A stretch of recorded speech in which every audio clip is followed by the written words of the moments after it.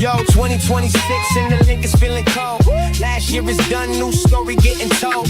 Jalen under fire, say his vision's getting tight. They say he's uncoachable, can't get right. AJ in New England, now that deal is done. Lemons got the green light, pick that number one. Benny in the coordinator, put your fears to rest. Patello playing checkers, why this dude is playing chess. AJ finally traded and the hype train's broke.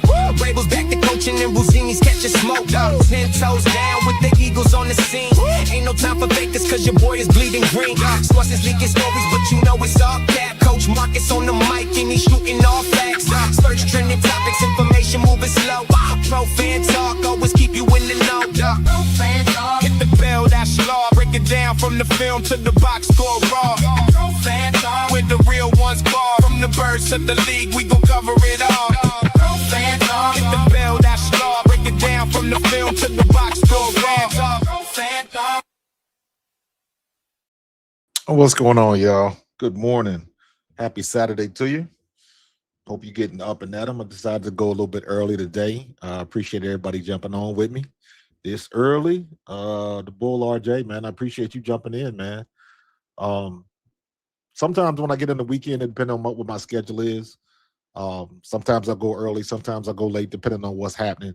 I got a lot of stuff to do, so I figured I'd jump on early, especially after everything that happened. You saw the thumbnail talking about Big Hugh.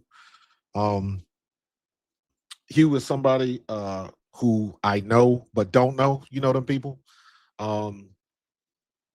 I run into Hugh at alumni events, right? I don't have his phone number. He don't have mine. So that's not somebody who I would call a friend. Is somebody I can call on the phone. Irvin Fryer is a friend. I can call him on the phone and he'll call me back. Barrett Brooks is a friend. I can call him on the phone and he'll call me back. That's how I look at it. I know Hugh Douglas through the Eagles. I played a little bit before him, and he's an Ohio boy. He played at Central State.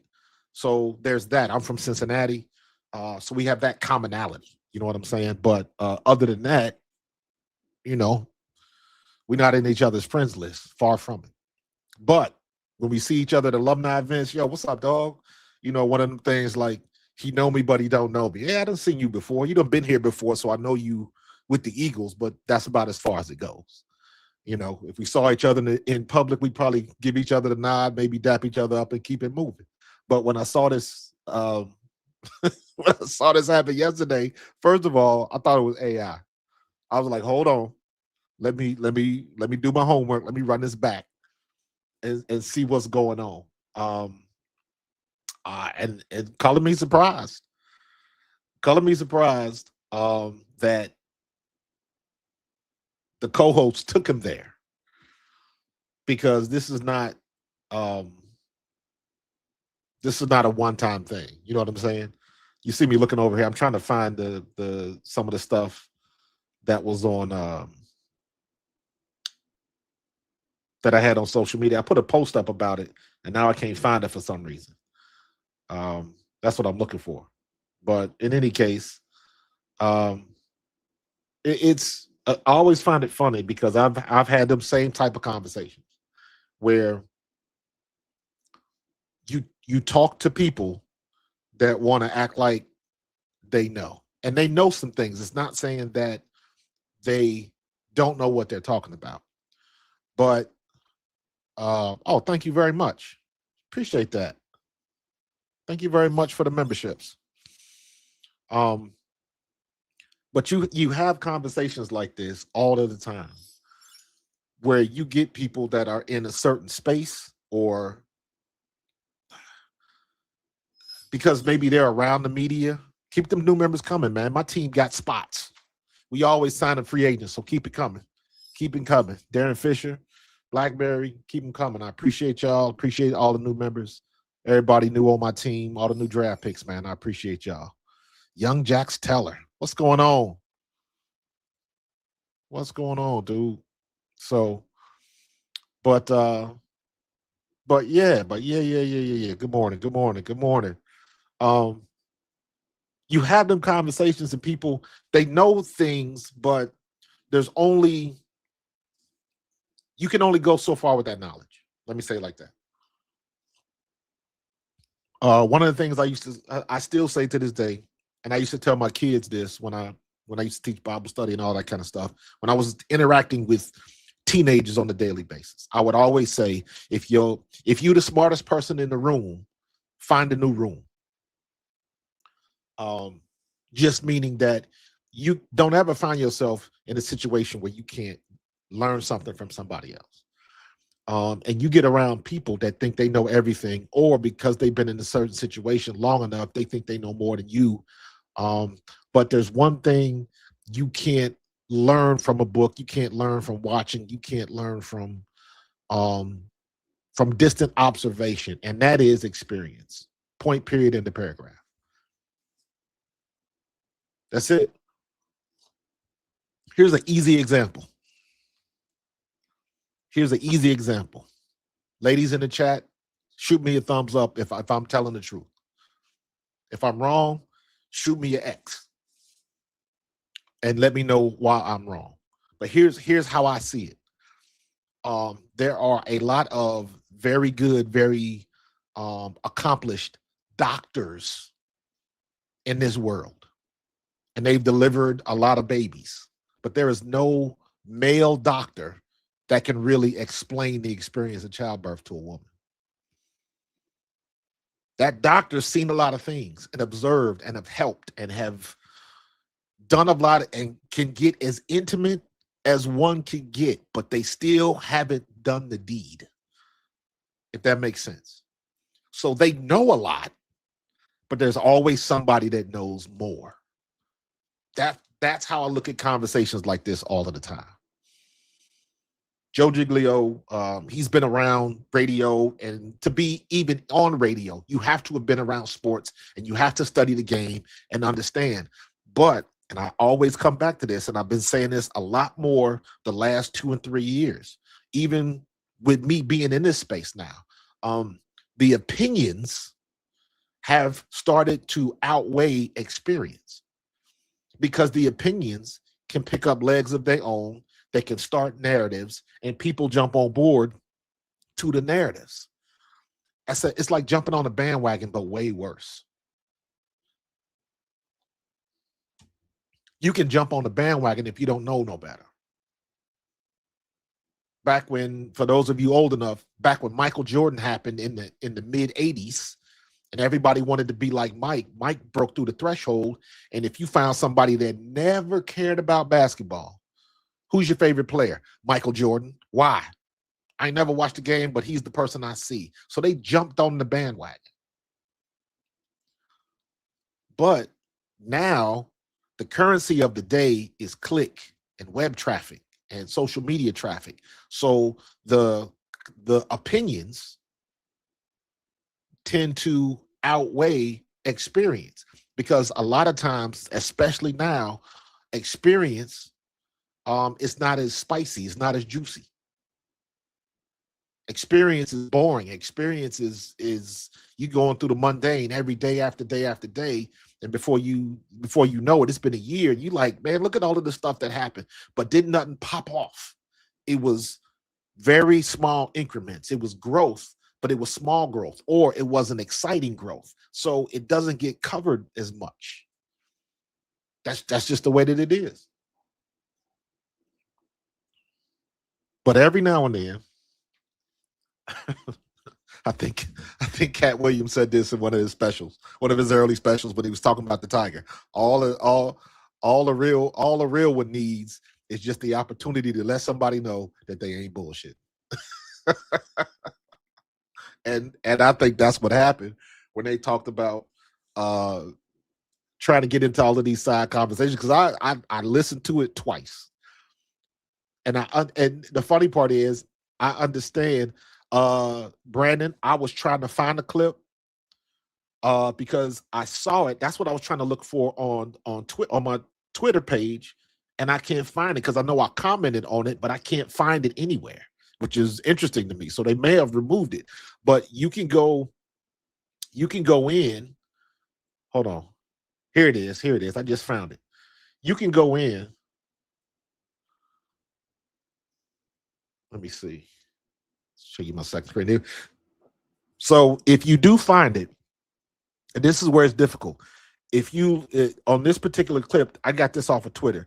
If you look at the bottom left, the timestamp is 11:52 a.m. So when I went back to the replay of the live, if you try to go to 11:52, it's not there. It only goes up to like I think it only goes up to like 11:30 or 11:40 or something like that. It doesn't let you get to that timestamp. So they may have edited, they may have wiped it out or whatever. I sent Hugh a message this morning. I sent him a message through Twitter. I was like, yo, hope they ain't send you to the principal's office, bro. So yeah, that was interesting. I want to see if I can play this, but I don't want to get no strike, so I don't want them to hit this up for copyright or anything like that, because WIP will because I know WIP is getting serious traffic from this. So I don't want to go on my Twitter page and you'll see it. I will repost it. But just to avoid the confusion, you understand what I'm saying. It is what it is. Maybe I can see if I can play it without the video or something. I don't know. Because this is owned by Odyssey, and I don't want them to put the clamp down on me for this. So, but in any case, you get in these conversations, man, that people continue to want to drive their point home, and like they don't want to stop. They don't want to stop. And it's like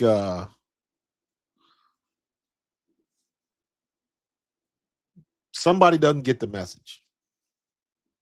And especially a situation like this, because they've been working together for a long time. So Joe Giglio is comfortable with Hugh. Hugh's comfortable with Joe and everything. But if you watch the show, you know how they get on each other's nerves every time. Hugh done started his own thing when he came from Atlanta. And he's pretty much found his niche. Get in where you fit in. And he's found it. He got his buzzwords, recklessly speculating and all that kind of stuff. Everybody uses that now. And Hugh was the first person I heard use it. So shout out to Hugh. When you go make t-shirts, and if you do, send me one. Recklessly speculate. That's Hugh Douglas. So shout out to Hugh for that. But he pretty much carved his own niche on WIP, especially with Angelo leaving and all of that type of stuff. So he's been doing his thing, and he's been good at it. But what happens is, and this is my opinion, what happens is you get around people that want to act like they know more than you, never played, never been in it, and just by observation, they want to act like, I know more than you, or this, that, and the other. Remember when what's his name? Peter Schrager did that on ESPN with him and Ryan Clark got into it. And Ryan Clark was like, I don't basically saying like, I don't want to pull the you never played card, but this is, and then Peter Schrager took exception to it, and it turned into a big thing. And I was like, Ryan Clark was totally right in saying that. Because you speaking about something that you have only observed. You've never been on the field. You've never been in the locker room. You've never played it down. So all you've done is observe. Yes, you got a lot of experience from the sidelines and from a booth where somebody's feeding you stats and information and all of that kind of stuff to make you look good. But you've never been in a film session or anything like that. And on the flip side of that, I would say when it comes to a situation, when it talks about journalism and stuff like that, Peter Schrager would have had every right to look at Ryan Clark and say, hold on, you in my world now. Slow down. Stay in your lane. This is, you've never been here. You've never had to go through the things that I've had to go through because you were given your job because you played football. Not because you're good at journalism, but because you were a football celebrity. He would have had every right to say that. But it didn't play out like that. He was trying to jump in a situation that Ryan Clark was talking about that only people in the locker room would understand it. This is the same situation. The same exact situation. It doesn't, and he was 100% right. It doesn't matter what Jalen Hurts does. People will find some way to backdoor it and find a way to give some type of backhanded compliment or whatever the situation was. They find a way to do it. Number one, because back in the unconscious, they don't want Jalen Hurts. They don't like the way he looks, throws, operates, all of that type of stuff, regardless of the results. And that's, in my opinion, that's what Hugh was trying to say. Look at the results. When Donovan was here, Donovan, I still say this, Donovan, in my opinion, Donovan is still the best quarterback when it comes to skills and all of that type of stuff. Donovan is still one of the best quarterbacks the Eagles has ever seen. Point, period, end of paragraph. And I'm saying that, and I played with Randall. Randall Cunningham was my quarterback. So I saw him firsthand do some things that was ridiculous. So from that standpoint, I know what I'm talking about. Yes, I still have affinity for Randall Cunningham, but I see what he did when he went from the Eagles to the Vikings. And when he went to the Vikings and he had some big-time receivers and a better offensive coordinator and just a better team, you saw what he could do. And if it wasn't for a freaking kicker, he probably would have won a Super Bowl. But woulda, coulda, shoulda. So I've seen I saw what Donovan did when he had the best receiver in the game. Period. A.J. Brown might be the best Eagles receiver we've ever had, but T.O. was the best receiver the Eagles have ever had. Let me say it like that. He just didn't stay long. He just didn't stay long. We've never seen anything like T.O.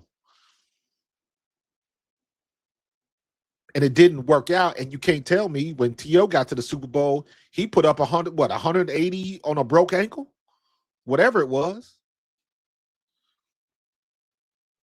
So when you have somebody that's got the talent like McNabb did, but every time he got to the big game, he couldn't get over the hump. And it wasn't for not having the team and all of that type of stuff, however you want to quantify it. And regardless of what happened at the particular time, nobody remembers the details now that we this far past. And I believe that's a big point that I don't think Hugh kind of drove home.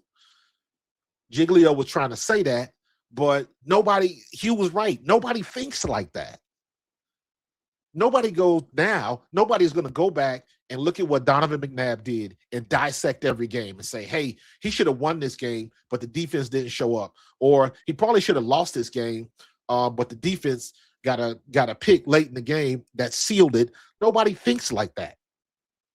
They go back and they bring up Donovan McNabb on Google and they see his win-loss record, period. How many Super Bowls did he go to? How many NFC championships did he go to? Did he win any Super Bowls? Nobody's going to, unless you try to put together a documentary or something, you're not really getting into the details.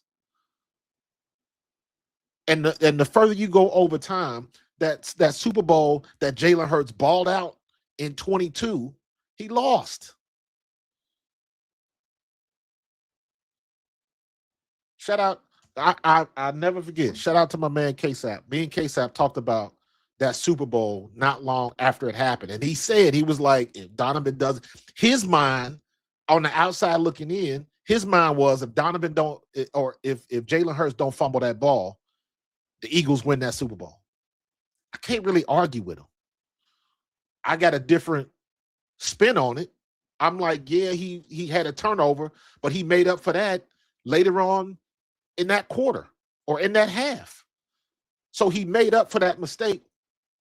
I think it was more on the defense and the special teams, particularly that punt return. But I can't tell him he's wrong because that fumble led to a touchdown. That put points on the board for them, for Kansas City. And maybe it would have been a different scenario if he hadn't fumbled that ball. Because if you remember, Donovan or Jalen, nobody touched him. That was all on him. Nobody touched him. But he made up for it in spades. He outplayed Patrick Mahomes, who was the best in the business without question. He outplayed him in both Super Bowls. And people are still not satisfied. And I think where Hugh's frustration is that why is it always got to be about us like that? Now, and I will say this, there's been plenty of times where Hugh Douglas has said some disparaging things about Jalen Hurts. But I will say this. If players, we always have a different perspective because we are not looking at the narratives at all. We do not do that. We watch the tape. We watch the tape. That's how we are wired. That's how we grew up. You don't get to the NFL level if you don't watch the tape. That's where everything starts and ends, with the tape. Doesn't matter if you played 1 year, 2 years, or 10 years. If you got there, you got there. My career was 2 years with the Eagles. But I can still tell anybody, I made it to the top 1% of my class. So I know what I'm talking about. Especially in a situation like this, where I've had people stop me in the store and say, hey, what you think about, I was at the market the other day and I was saw somebody that knew me. So of course we're talking about the Eagles, and she asked me about what did I think about the Eagles season, and I got into the thing about nobody talks about Jeff Stoutland's role and how the offensive line was not very good, and it cost us a lot last year. Even to the point where you guys have heard me say, if the offensive line would have played better, Kevin Patullo probably would have kept his job. So but my point was, there's a whole underlying set of circumstances that nobody really talks about. All they talk about is Kevin Patullo. All they talk about is Jalen Hurts not throwing across the middle. All they talk about is A.J. Brown not being happy and not playing well. They always talk about that stuff, but the keystone, in my opinion, was right in the middle. And my thing is if you are on the outside looking in and you don't bring up how bad the offensive line was last year, then you haven't been watching. The only thing you've been doing is playing off the narratives. That's my point. And everybody does that. But the point of that conversation was, and you guys know how much film that I watch, how much I talk about it. When me and Tone talk about it, you know how much I do that. And the woman had the audacity, not audacity, because I mean, it's her opinion, but she was like, I ain't buying that. I just think it was, and I'm like, okay. Okay. And what I've figured out is there is nothing, zero, zilch, nada. There is nothing that I can say in a given moment to some people that is going to change their mind. And I'm good with that. And once, this happened for me years ago, But once you come to that understanding and that realization, everything is good. I'm like, you go ahead and finish. You go ahead and believe what you want to believe. Because in about 2 months, they're going to step on the field and we're going to see what's what anyway. So either you're going to be right or I'm going to be right. It don't matter to me. But based on my study, this is what I see. The same thing happened. Another great example. The same exact thing happened when we beat the Chiefs in the Super Bowl. Everybody watching Cowherd, everybody watching ESPN and Get Up, and they watching all these damn television shows. And the only thing everybody's talking about is how Mahomes is not going to lose and the Chiefs are back and this, that, and the third. And I'm like, have y'all not been watching the offensive line for the Chiefs? Have y'all not been seeing that left guard Caliendo, how he's a turn? Are y'all not paying attention to this? Nobody ever brought it up. Y'all do realize that they have a Hall of Fame offensive tackle named, I think his name was Joe Tooney, that they moved to the other side. They moved him to left tackle so they can help out Caliendo. And they got their ass kicked. But my point was, everybody jumped on board about how good Mahomes was, and I don't see the Chiefs losing. And they went through all of that rhetoric. And I'm like, is anybody doing film study? Is anybody watching film? Anybody? And they weren't. Everybody was just feeding into the narratives. Colin Cowherd had the audacity to say on a live show that he didn't think the Eagles was going to even score. I'm like, what? That just proved to me that the people that are paid to be the smartest guys in the room aren't. They are not. They got an assistant, an intern whose job is to shovel information in front of their face off camera so they can read it live on air and look like they know everything. But they don't know. They don't watch nothing. Even some of the former players do that. If you guys remember, I went off on Andrew Whitworth. I love that dude. Love that dude. But he was on Kay Adams' show, and they was talking about the Eagles' struggles and this, that, and the other, and he got on the tangent about Saquon Barkley. And this is a Hall of Fame offensive lineman, offensive tackle in the NFL. If he's not in the Hall of Fame, he is going to be. He knows his craft, but he had the audacity to say maybe Saquon Barkley just needs to run a little bit harder. That's what he said. And I'm like, you didn't watch the games. You didn't watch the games. You're right. He was a guard that he moved. All I know is he was on the right side and they moved him to the left side. So good catch on that. He was a guard and he moved to tackle. You are correct. Thank you for that. But my main point was they moved him over to help Caliendo. They moved him over to help Caliendo. And he got his ass kicked because he needed to stay on the right side.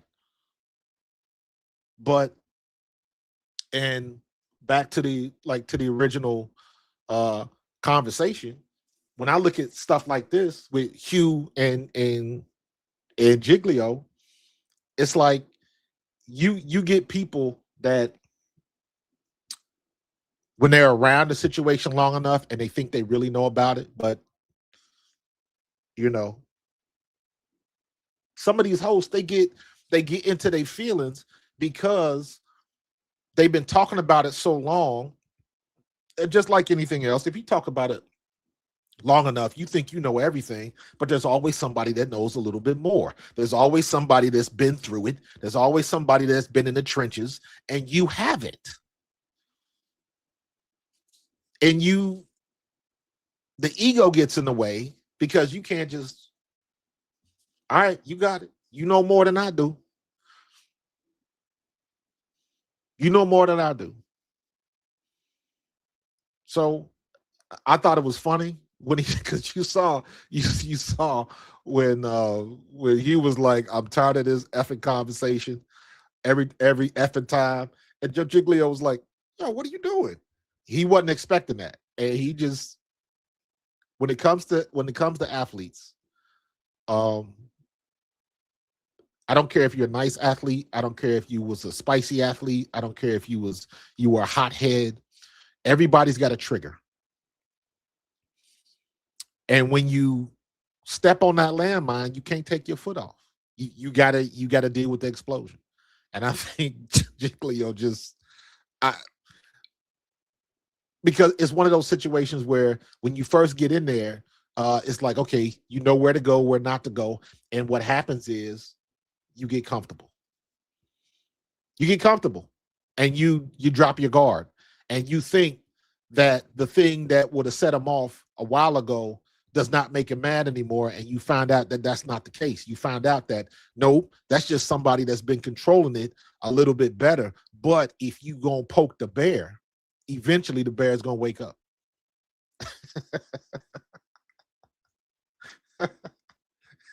And guess what? You go F around and find out.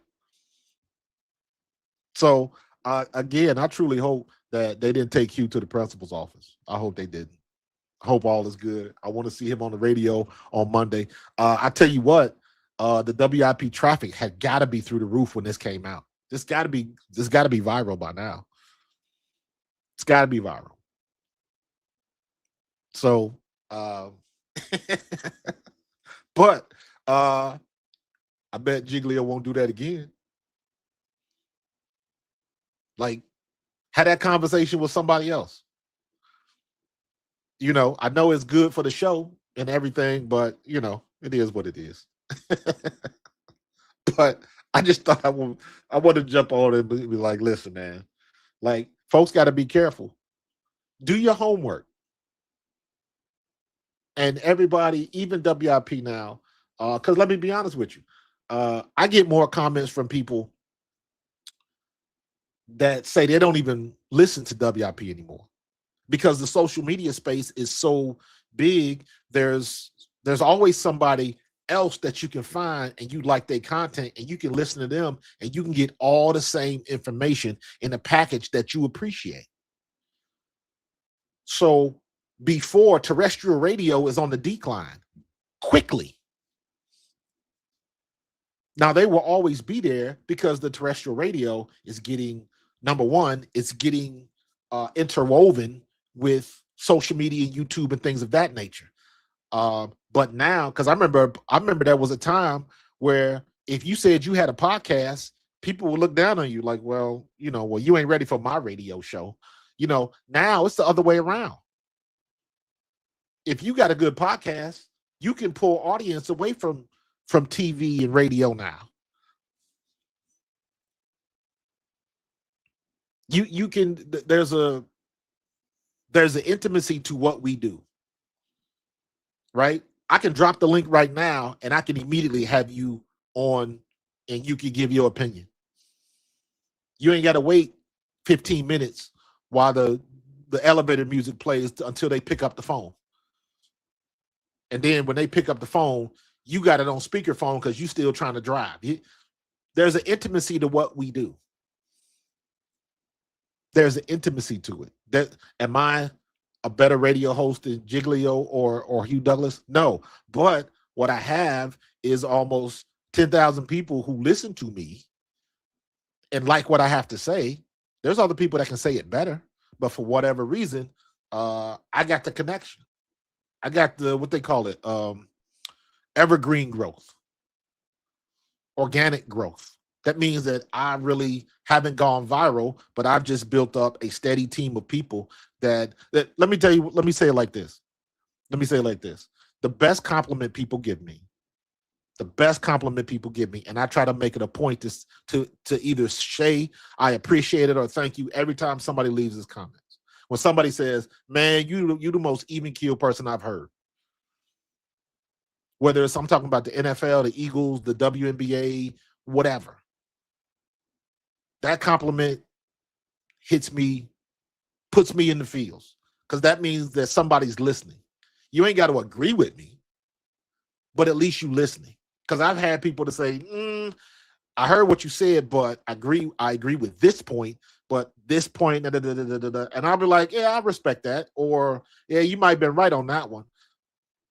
But like I said, I'm from the 70s. So I grew up in a time where you could discuss disagreements and you could agree to disagree and keep it moving. But it's too many people now that if you don't agree with what I say, if your if your opinion doesn't align with my perspective, I don't want to hear from you. And there's too many people like that, and they don't even know what the hell they're talking about. Dude, I would love to hook up with Murph. I love Murph. I love Murph's content. Murph is no nonsense Philly, and I know he knows his stuff because I've heard him talk about his history, and I don't know him. I don't know him at all, but I watch his content because I know you can learn something. Number one, I know he watches film. That's the most important thing, and I've told people, Greg Cosell, Brian Baldinger, Barrett Brooks, and Murph. And there's also a guy, what's his name? He's got a YouTube channel called QB School. He was a career backup quarterback for the Lions, I think it was. What's his name? Hold on, I'm gonna find it. Because I watch his content all the time. And he's good. The QB School. And again, I don't know this dude. We go back together. I was trying to get him on my podcast like almost 2 years ago, and then he blew up. He like blew up. The QB School. This is it. I forget what this guy's name is. JT O'Sullivan. JT O'Sullivan at the QB School. Because he's unbiased and he looks at it from the perspective of a player that's sitting down watching tape. His whole channel is about watching tape. Period. I'm all for it. Murph is the same way. Greg Cosell there is nobody that watches more tape than Greg Cosell. Nobody. And as much Brian Baldinger, me and Baldy were teammates in 93, 94 with the Eagles. So I know Baldy watches tape. But even he can't touch Greg Cosell. So when Greg Cosell says something, I might not agree with it, but I know where he's coming from. I know he saw it on tape in the conversation. I know he ain't making it up. O-line committee. I think I have seen that before. That is a good one too. Yes. So yeah, it's you can access NFL. They got there's a website I think it's called NFL Pro. You got to pay for a subscription, but the good thing about it is you have access to every game that's played. You can rewatch every game that's played. Now you got to be careful if you're trying to show stuff. You can't just replay the stuff because they'll hit you with a copyright with the quickness. And even when you get a copyright, you can still show it. You just can't monetize from it. So you really got to do something with it. That's why you got to watch film, draw on it, tell it straight, all of that type of stuff. But it's good content. So it's there. The point is, there's a lot of people that watch tape, and I do not consider myself one of the smartest guys in the room. I'm always looking at guys with stuff, and a lot of times I'm looking at it like, damn, I totally forgot about that. Like, ooh, I ain't seen that in years. Like, I totally forgot that concept because it's so much information now, and there's so many things that have changed since when I played. It's like you constantly relearn the stuff. So I tell people all the time that because when I stopped playing football, me personally, that was like a bad experience for me.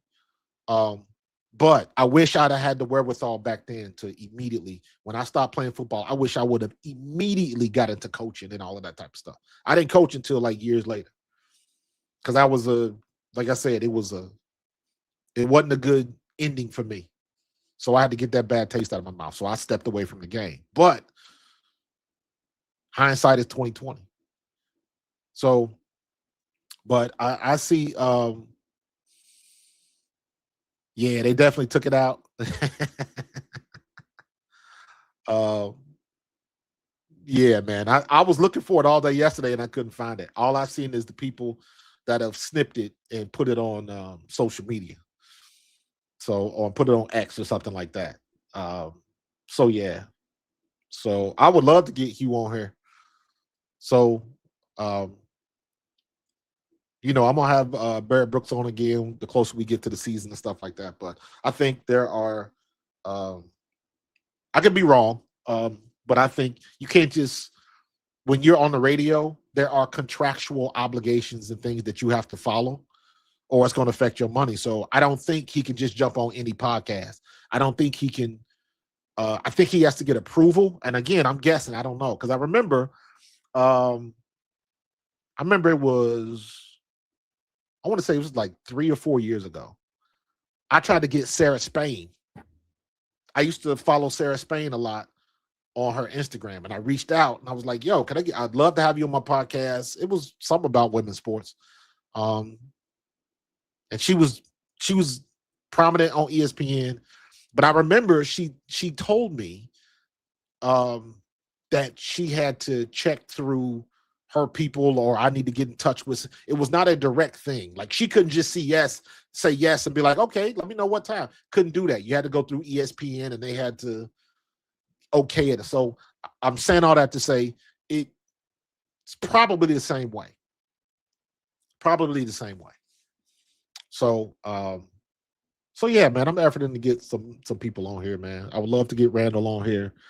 I would love to get. I've been trying to reach out to Big Bro Seth. Seth Jordan was me and Seth were on a podcast together um, a while ago, and we both got kind of duped because the dude's name was Mark McMillan.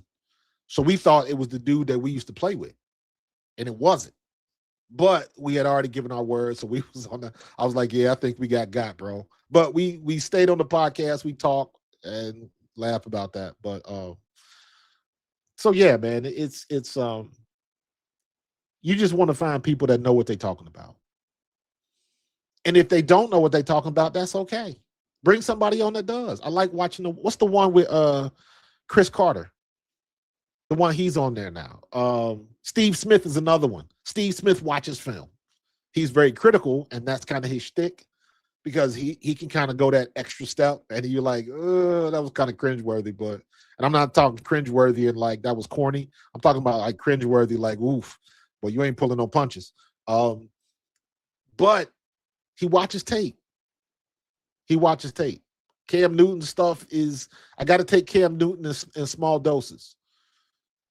I put Cam Newton in the same category like Acho and that show and all that kind of. Not that they don't watch tape, not that they don't know what they're talking about, but I got a thing about people that yell all the damn time. It drives me nuts. And when and I understand his shtick, and I understand it must be working because he got a lot of people watching him. But for me personally, it's just like it drives me nuts.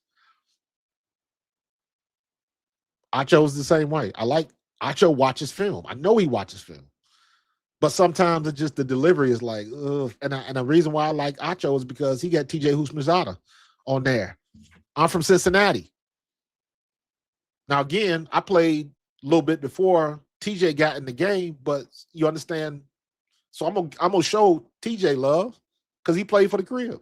But sometimes the delivery, I'm like, ugh, I'm good. I'll pass on this one. I've gotten very good at that. I've gotten very good at if I don't like something, just don't watch it. I don't have to watch it so I can have something to say. But in any case, did I read the JC situation?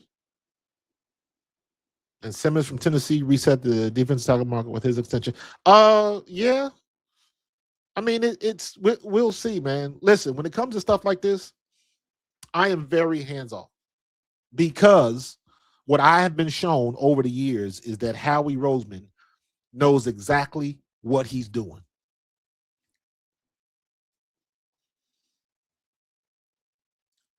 He knows exactly what he's doing. For me, that's like when I'm out in the back and I'm cooking a brisket, that's like somebody coming in and trying to tell me how to cook, how to smoke the ribs. And I'm a barbecue pit master, man. You can't come in here and tell me how I should be doing you can't do that. Or like, just imagine somebody coming to you and telling you how to raise your kids. You can't do that. You don't know my kids' temperament. You don't know what they do. You don't know how they get on my nerves. You don't know what they are in school. You don't know none of that. And here you come trying to tell me what I should be. You can't do that. So Howie Roseman, I trust that Howie Roseman is going to do the right thing because he has shown me way too many times that he will. So I don't worry about Howie. I call Howie the Wizard of Philadelphia because some of the stuff that he's doing and how he flips these draft picks and players and all of that type of stuff. And just when you thought it was safe, something happens. You kind of look at him with the arched eyebrow like, Howie, what you doing, bro? And bam. And he's like, I see it. Howie playing chess, not checkers, man. Just let him do what he do. I'm good. I don't want to see JC leave either. However, I know Howie is going to do what's best for the team. And his batting average is a hell of a lot better than his contemporaries. So from that standpoint, I would love to see Jalen Carter. But I know these situations get sticky. I know there's a lot of conversations going on behind the scenes. A lot of conversations. The price could go up, down, whatever. That's the business. That's the business. If Jalen Carter has an agent or representation worth their salt, they're going to wait it out because they see the prices going up. That's what you're supposed to do. Howie Roseman knows that. He knows the game. He understands that. He understands that. He understands the situation with Jalen Hurts. Everybody with Jalen Hurts need to have another contract. And listen, it's going to get done. I ain't got no problem with him waiting and doing what he got to do. I ain't got no problem with Jalen Hurts' representation, his agent, jumping on the phone and saying, hey, we want to do this, do that, if that's even happening. They may have already even had the conversation like, hey, we're going to get you together. Trust me. Just wait a little bit. We got some other things brewing first that we got to take care of, and then we're going to move some money around. Those conversations could have happened, but the only thing everybody wants to talk about is what hasn't happened because it's not meeting their personal approval on what should be done. So I look at some of the stuff like this, man, and I wish I had Thanos's Infinity Stones. I wish I had the Time Stone or the Reality Stone. That's the one it is. Ain't that the one the Vision had? The Reality Stone? Because I want to snap my fingers and I want all of these people that got so much to say, I want to put them in a universe where they're the GM of their team. And I want to play it out to see how it would have worked out if the teams would have actually made their decisions. You know what I'm saying? And then you can use a time stone and run it back. and then you can show them. Like, remember when you said this? One of the commercials, I think this was a Super Bowl commercial. I'm sure y'all have seen it before. It was an English commercial, but the dude driving a box truck and they knocking on people's doors and they holding them accountable to the stuff that they put on social media. And the one dude was like, the boxer, he was like, I could take a punch in the gut from Joshua. You know, him going down from a body punch is, you know, he's a softie or something. And then the boxer show up and punched him in the gut. And the dude was like, yeah, next time you might want to think before you tweet that out, eh? Oh, the Vision was the Mind Stone. Okay. All the nerds in the building. I ain't mad at you. But you understand what I'm saying, man. I want to slap that button and all of them people that think they know everything, all them people that think the Eagles should do this and Jalen Hurts should be doing this and I would trade him in a minute. I wish I could just make that happen just so they could see how difficult it is and let them know, like, yo, it ain't gonna go down like that. It's just not. It's just not. People still to this day don't want to give Sirianni his flowers. They don't. Period. They still want to think of him as a frat boy that gets too engaged with the fans. They still all of that kind of stuff. They still want to do all of that type of stuff. And they want to talk about everything but the results. He was an idiot. He's not going to last as a head coach. Go back and pull the receipts when we hired Nick Sirianni. I didn't think Nick Sirianni was very good. But that's why you got to read the book. Don't judge a book by the cover. That's exactly what it means. And again, looking at Howie Roseman. And to me, this is prime example. Do you think, what's up, Art? Do you think Howie Roseman and Jeffrey Lurie just decided to hire Nick Sirianni so they could fire him? Did you think that they would make this hire and pay this man all of that money, and y'all thought that he didn't have any redeeming qualities? All of it? This happened one other time that I can remember, where it was the press was this bad, and this was back in the 90s, I think it was, when the Cowboys fired Jimmy Johnson. And Jerry Jones hired Barry Switzer. For those of y'all too young, Barry Switzer was huge in college football. At the time, Barry Switzer was like the coach from Alabama, like what's his name from Alabama? The Alabama coach that went to LSU. I'm forgetting his name, but my point is that Barry Switzer was that big. Barry Switzer was that big at Oklahoma. And he was friends. He was personal friends. They grew up together. I think they played college ball together with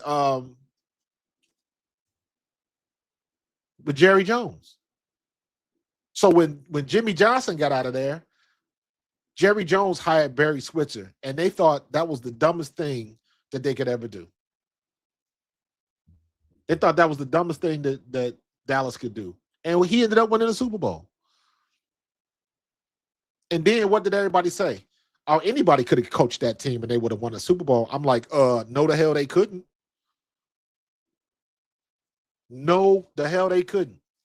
I know Dallas was a formidable team, but don't act like Barry Switzer didn't do anything, couldn't do anything. Like, it don't work that way. Doesn't work that way. It's too easy to mess something up. Let me say it like that. It's way too easy to mess something up.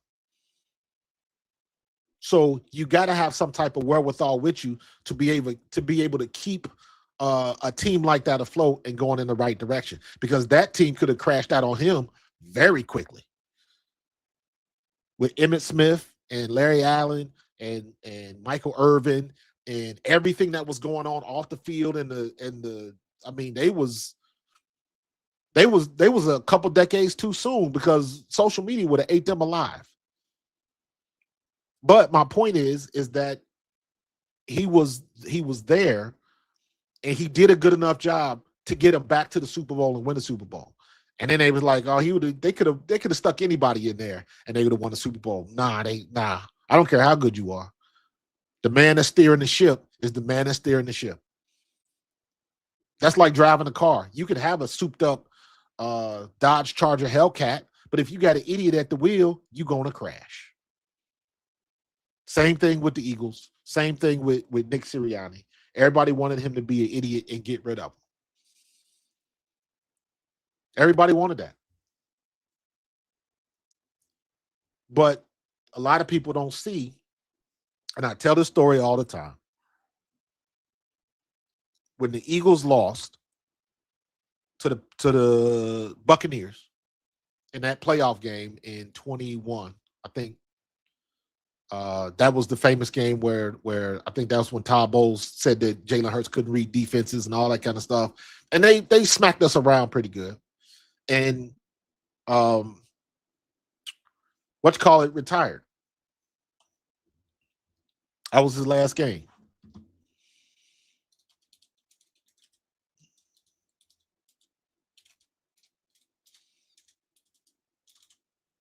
Let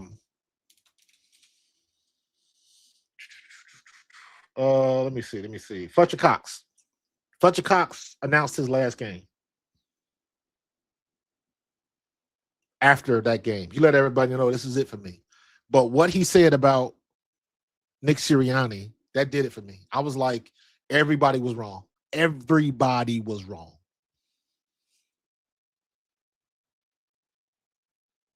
For him to say what he said when he said it, when he didn't have to do it, that was his moment. That was his time to address everybody. And he made it about Nick Sirianni. And I didn't understand that. Because if he wouldn't have said a word about it, nobody would have thought, they wouldn't have thought bad about him. But he did it because it meant something to him. And I was like, he got something special. Sirianni got something special. To make somebody like Fletcher Cox do that was odd to me. And I was like, we missing it. And that's when I started seeing like everybody's tied up in the narratives. The hate is the narrative now. Everybody wants it to be negative, and they want the juicy and the spicy and all of that type of stuff. They want all of that. Nobody would have thought that the year that Brandon Graham goes down to Chicky and Pete's and says what he says about AJ and Jalen, that's going to be the same team that goes to the Super Bowl. Nobody would have thought that. But it happened, and it happened because that dude running the ship has got everybody facing the same direction, and that is hard to do. And I don't think Nick Sirianni gets enough credit for, because, again, he can't check off the optics like a lot of people want these other coaches to do. So I'm of the ilk that stop trying to drive and get your hands back and just enjoy the ride, because the dude that's running the ship is running the ship, and he's putting out a lot of fires that people on the outside looking in do not see. I don't give a damn what sources say. So, but I'm going to go ahead and land this plane. And last thing I will say is this. Appreciate everybody jumping on. Make sure you hit that like and subscribe. The situation with Hugh Douglas and Joe Giglio, I thought it was funny. It was unexpected, but it was real. That's what I appreciated about it. It was real. I would be curious to hear what the conversation was after that show. I bet you that was a good one. But yeah, it's like sometimes, man, just because you on the show and you talking, don't mean that you've been there. And people got to remember that, man. So I'm going to get up out of here, man. Y'all enjoy your Saturday. I got some shopping to do and all that kind of good stuff. Errands to run. I'm probably going to miss the Indiana Fever game this afternoon, so I'm probably going to have to catch it on replay. But y'all make sure y'all have a good one. I got some new stuff coming. I'm waiting to get I'm getting a new drone, and I'm gonna have some new content putting together, just some new looks, same content but just different environment, different look. So I'm looking forward to doing that. Got to suss out some stuff. So got some new stuff coming, and should have some cool stuff for this new season, but we shall see. But I'm landing this plane right now. I appreciate everybody who got up on Saturday morning having your coffee and enjoying your morning with me, man. Now get up, get out, and get something. And I'm going to see y'all on the next one, man. Y'all have a good weekend. Be safe. I love you. Appreciate you. And I'm going to see you on the next one. And as usual, go Birds.